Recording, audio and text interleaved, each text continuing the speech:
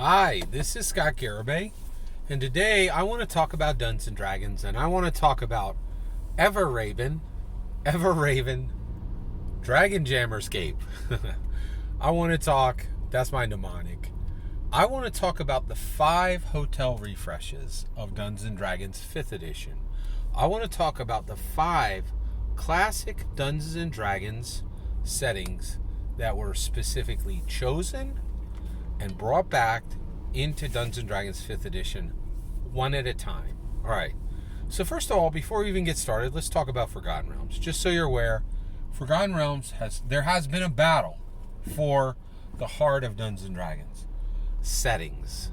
There has been a battle for what will be the default of Dungeons & Dragons settings. That battle is over. It is Forgotten Realms. It is Faerun. It is Toril. It is Ed Greenwood's masterpiece, which defeated Gary Gygax's setting of Greyhawk.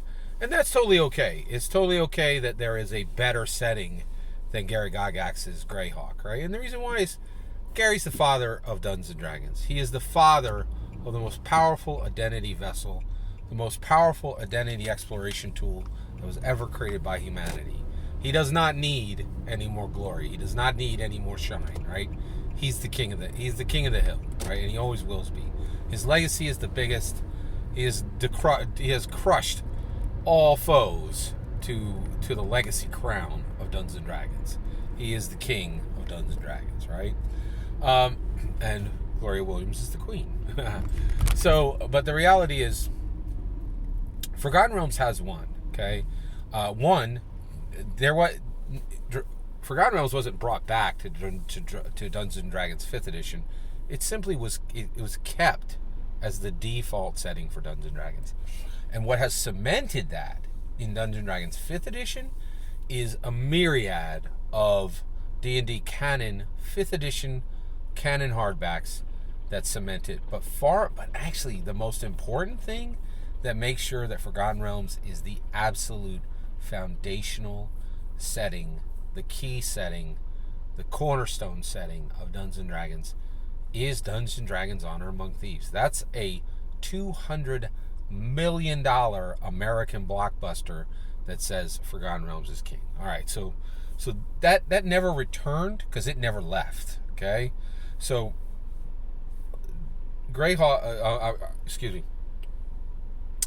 So basically, Forgotten Realms was never brought back. It always remained. Okay. But 5 settings, right, out of Dungeons & Dragons over 30 settings. Dungeons & Dragons has over 30 settings. It does not have more than 40, okay, of actual Dungeons & Dragons realms, right?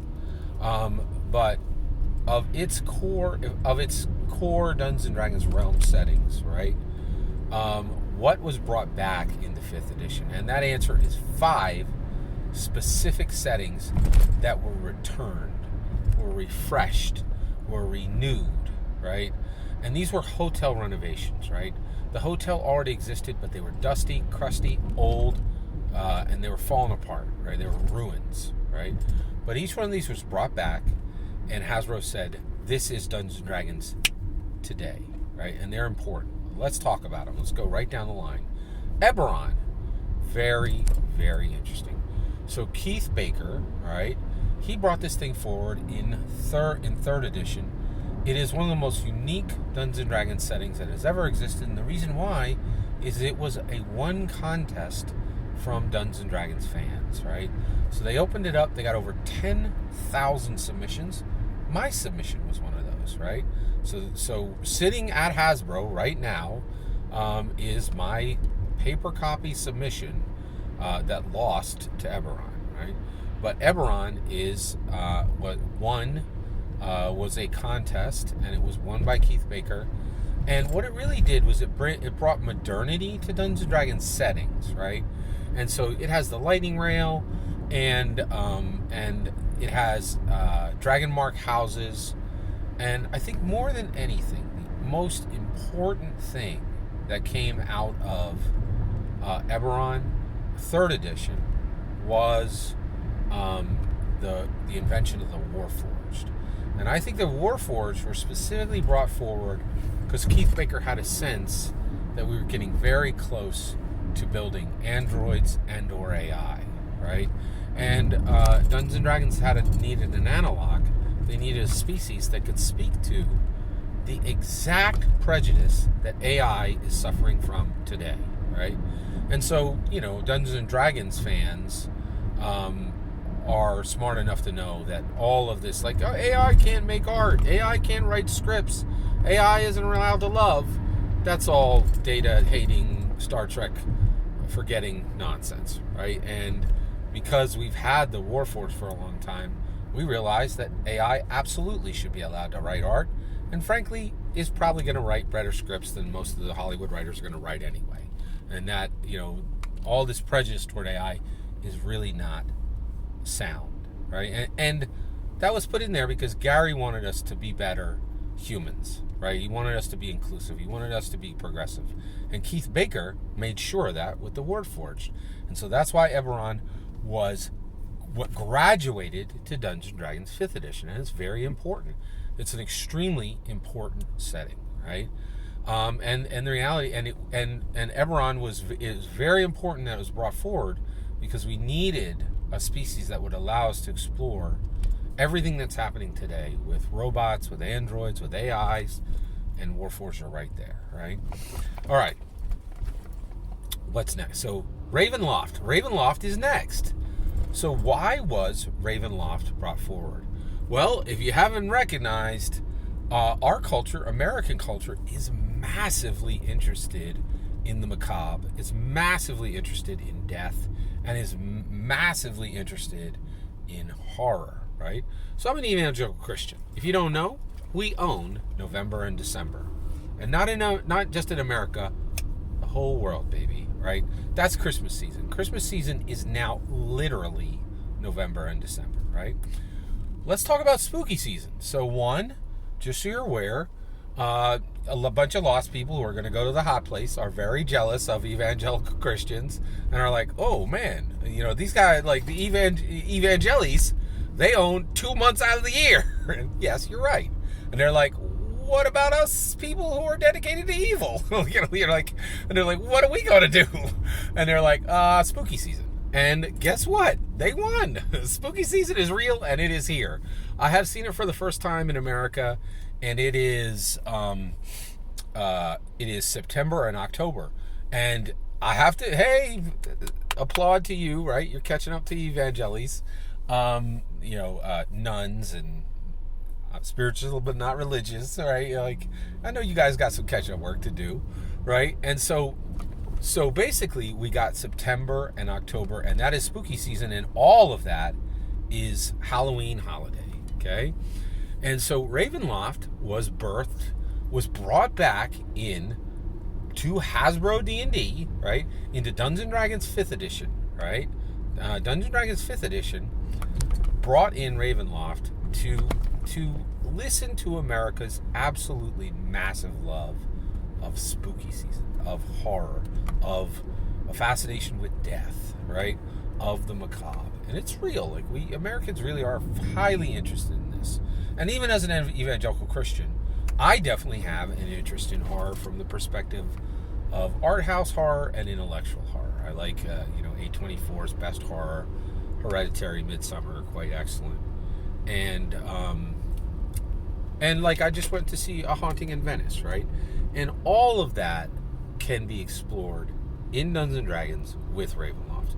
It's a fantastic setting, and it was brought back into Dungeons & Dragons 5th edition quite intentionally. All right, let's keep going. So, Everraven, actually I said Dragon Jammer Escape. It's actually Spelljammer, then Dragonlance, okay? So, Spelljammer was brought into Dungeons & Dragons because there was a very distinct need for it. Dungeons & Dragons is moving into a multiverse. How are Dungeons & Dragons characters going to get to Fortnite? How are Dungeons & Dragons characters going to get to Lego? How are Dungeons & Dragons characters going to get to the Marvel universe? How are they going to get to all the places that it's been connected to in many, many different ways if there isn't a multiverse, right?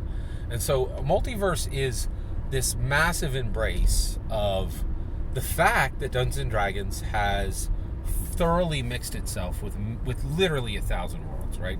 Through Funko Pop, Lego, Magic the Gathering, and its IP expansion of its lore is absolutely massive. It is truly, truly incredible, right? So Spelljammer was brought in specifically to give away for Dungeons and Dragons characters to get from Arcavios, right, all the way to Greyhawk, all the way over to Ravnica, all the way over to Dominaria, all the way over to Exandria, right? But not using portals, right? And so this is a very super innovative way, to really embrace the exploration pillar of Dungeons and Dragons. And Spelljammer was brought forward literally to cement, in my humble opinion, the multiverse, right, of Dungeons and Dragons. And not just but when we say multiverse, like, I think it's quite literally like connecting like to the Marvel multiverse and to the Lego multiverse and to all of these massive companies that are like, hey, our properties expand beyond the boundaries of our properties. It's multiverse, right? And so I really think that's why Spelljammer was brought in. But let's talk for a minute, because Spelljammer is outrageously important for one reason, and that is the multi-book slipcase, right? Guide, adventure, bestiary, all able to go to different people at the table at the same time. Product being used by the player, by the Dungeon Master, by another player, right? Dungeon Master not only using Dungeon Master running off the screen, player A using the guide, player B using the bestiary, player C using the looking directly at the adventure, right? Like, there's just so many ways that this can be used. And not only was the slipcase an absolutely huge advance in the construction of a product, a powerful product, a product that was better than one simple 256-page book that was trapped in one player's hand, right? This thing goes to 4 positions on the table, right? And that doesn't even include the map, right? And it's really powerful, and it's excellent. And to be clear, that product construction then advanced to be embraced with Planescape, okay? But before we get to Planescape, let's talk about Dragonlance, right? So Dragonlance is, in my opinion, the best restoration of any of the settings. It was done by F. Wesley Snyder. I really think that F. Wesley Snyder is coming up as the most genius designer at Wizards of the Coast, next to Amanda Heyman. I think Amanda Heyman has a better understanding of the pillars than F. Wesley Snyder, but F. Wesley Snyder has the absolute best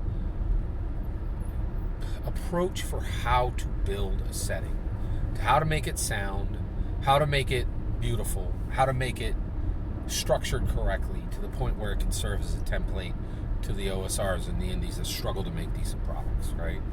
So F. Wesley Snyder is really fantastic. He did an amazing job with Dragonlance, Shadow of the Dragon Queen. And while I do wish that book had been put into a split book slipcase with Dungeon Master Guide, with map, with guide, with adventure, with bestiary, it really is a fantastic book. Amazing art, amazing layout, and it serves as a absolutely fantastic restoration of a classic Dungeons and Dragons setting, right? And I think the reason it was brought forward is there is a deep reservoir of goodwill that is built into Dragonlance from the 200 fiction novels that were written into the setting, right? And also, I hate to say this, but to solidify this and cement this as a set and settled setting before Margaret Weiss and Tracy Hickman die, which I think could be happening not too distant future due to their advanced age, right? And so this gave the D&D community a chance to engage with them once again and get their blessing while they were still here to give it, right? So I think that's one of the reasons why there is. Last is Planescape. So we get to Planescape. I am absolutely thrilled to get this book, actually this slipcase containing a 96-page guide, a 96-page adventure, and a 64-page bestiary, and a setting-specific Dungeon Master guide and a map, right? This thing is going to be banger. It's going to be amazing. And Planescape was brought back because it was specifically to acknowledge the amazing job that Gloria Williams did with this setting. It was born, crafted, delivered completely under her amazing protection, growth, and expansion of Dungeons & Dragons. And I really think that Planescape is being brought forward into Dungeons & Dragons 5th edition to honor Gloria Williams. That is Everraven, Dragon Jammerscape, the 5 settings that have been returned as hotel refreshes to Dungeons & Dragons, right? They existed, they were crusty, they were dusty, the wallpaper needed to be replaced. We tore them to the studs, rebuilt them exactly in the same position they were with fresh new everything, right? And they are better than any of the originals ever was. The last thing I would say is it was very important that these were brought forward so that we can kind of like shuffle off the unnecessary dungeon masters that are like, oh, you want to play Planescape? Blow off all this dust in your face, pull out some crusty old black and white nonsense book. You know, like, this was done to make settings that deserve to be in the now, literally. Every single word of that is my humble opinion. What's important is when I get to your humble opinion. When you get in the comments and send your traffic. Please consider subscribing, and have a wonderful millennium.